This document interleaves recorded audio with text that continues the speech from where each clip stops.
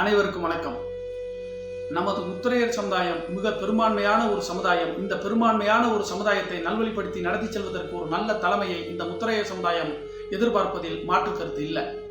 அதே சமயம் வெள்ளையர்கள் காலத்திலேயே சங்கம் கட்டிய ஒரு சமுதாயம் இந்த முத்திரையர் சமுதாயம் அரசியல் அனாதையாகவும் அடிமையாகவும் கிடக்கிறது. இதே முத்திரையர் சமுதாயம் காரணம், இங்கே சங்கம் கட்டிய நபர்கள் அந்தந்த சங்கத்துக்குன்னு ஒரு கொள்கையையும் கோட்பாட்டையும் வடிவமைத்து அதை அப்படியே இந்த மக்கள்கிட்ட விழிப்புணர்வு கொடுத்து பிரச்சாரம் செய்யாததின் விளைவு நம்ம அரசியல் அனாதையா இருக்கிறோம்.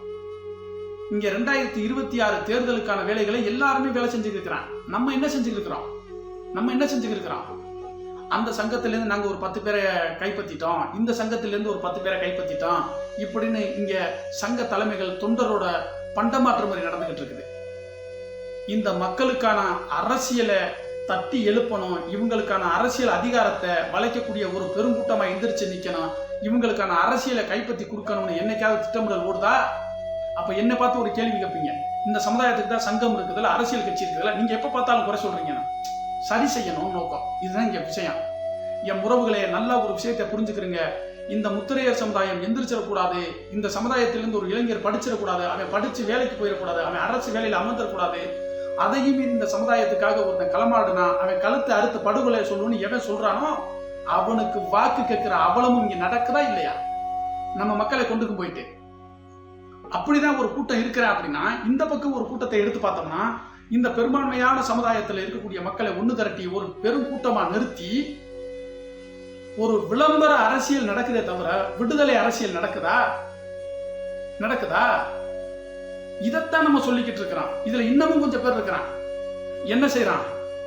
முதுகுல ஒரு அரசியல் கட்சியை சுமந்துக்கிட்டு வருவான், ஆனா முகத்துல முத்திரையரா வருவான்.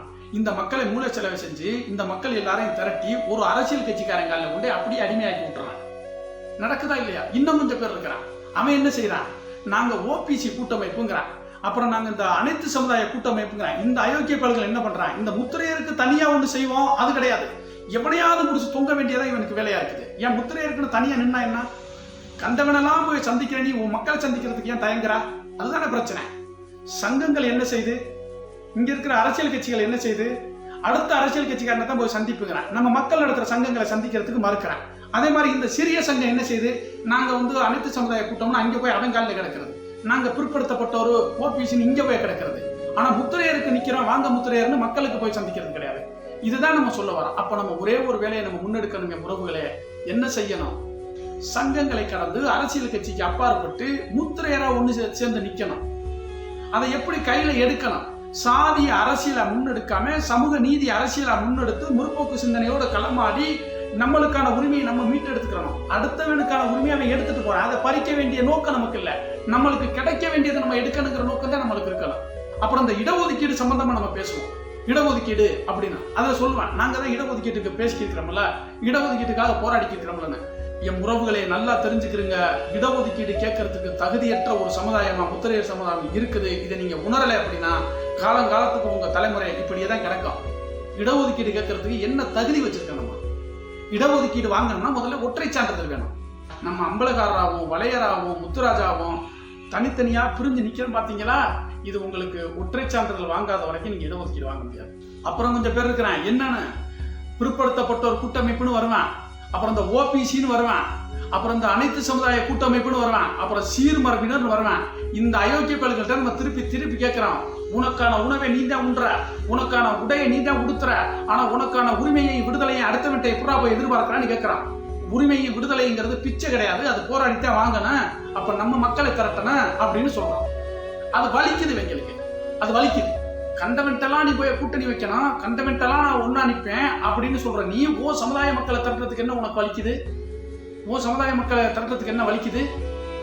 நீ இடஒதுக்கீடு கேட்கக்கூடிய தகுதியற்ற ஒரு சமுதாயமா இந்த முத்திரையர் சமுதாயம் இருக்குன்னு நீ எத்தனை பேருக்கு எடுத்து சொல்லியிருக்கிற? இடஒதுக்கீடு உனக்கு எந்த அடிப்படையில் இருக்குது? பிற்படுத்தப்பட்டவர்களை கொடுக்கணும் அல்லது மிகவும் பிற்படுத்தப்பட்டவர்களை கொடுக்கணும். அந்த மிகவும் பிற்படுத்தப்பட்டவர்களுக்கு நீ யாரு? அப்போ உனக்கு ஒற்றை சான்றிதழ் வேணும். அப்ப முத்திரையருங்கிற ஒற்றை சான்றிதழ் வாங்குறதுக்கு நில்லு. அப்ப ஒற்றை சான்றிதழ் வாங்கிட்டு தான் நமக்கான இடஒதுக்கீடு எவ்வளவுன்னு நம்ம கேட்க முடியும். இதுல வேற நம்ம சொல்லிக்கிறோம், நம்ம பெரும்பான்மையான சமுதாயம், நம்ம பெரும்பான்மையான. எங்க பெரும்பான்மையா இருக்கிற நீ? வளையர் தனியா இருக்கிற, அம்பலகார் தனியா இருக்கிற, பாளையக்கார நாயக்கர் தனியா இருக்காரு, தலையாரி தனியா இருக்காரு, மூப்பர் தனியா இருக்காரு, எல்லாம் தனித்தனியா இருக்கு. பெரும்பான்மை என்ன? பெரும்பான்மை நீ என்ன பெரும்பான்மை? அப்ப ஒற்றை சான்றிதழ் இருக்கிறவன் தான் இடஒதுக்கீடு கேட்க முடியும். நீங்க இங்க இடஒதுக்கீட்டுக்கு போராடுறவங்க ஒற்றை சான்றிதழ் வச்சுக்கிறான். நம்மள்ட்ட என்ன வச்சிருக்கிறோம்? ஒரு இலவும் கிடையாது. தனித்தனியா பிரிஞ்சு நிக்கிறோம். பிரிஞ்சு நின்றுகிட்டு தான் நம்ம என்ன சொல்றோம்? பெரும்பான்மையான சமுதாயம்னு நான் கொண்டு சொல்றேன். பெரும்பான்மையான சமுதாயம் என்னைக்கு எல்லாரும் ஒன்னா நிக்கிறோமோ அன்னைக்கு தான் பெரும்பான்மையான சமுதாயம். இதை இன்னொரு கூட்டம் இருக்கிறேன், சீர் மரபினர். அந்த அயோக்கியங்களை தான் பார்த்து கேட்கிறேன், ஏன்டா பிற்படுத்தப்பட்டோருக்கு உண்டான சலுகைக்கு, மிகவும் பிற்படுத்தப்பட்டோருக்கு உண்டான சலுகைக்கு, சீர் மரபினருக்கு உண்டான சலுகைக்கு உள்ள வேறுபாடு சொல்லணும்னு கேட்டா ஒருத்தன் வாய் திறக்க மாட்டேங்கிறான். கேட்டா அது மிகவும் பிற்படுத்தப்பட்டோர்ல இருந்து எடுத்து தான் நாங்க சீர் மரபினர் கொடுக்குறோம் அப்படின்னா, அந்த வெங்காயத்துக்கு எதுக்கு இங்க வர? அங்கே நிக்க வேண்டியதானே? ஏற்கனவே உன்னை பலவா பிரிஞ்சு கிடக்குற, இதுல சீர் மரபினர் விளக்குமாறு வேறையா?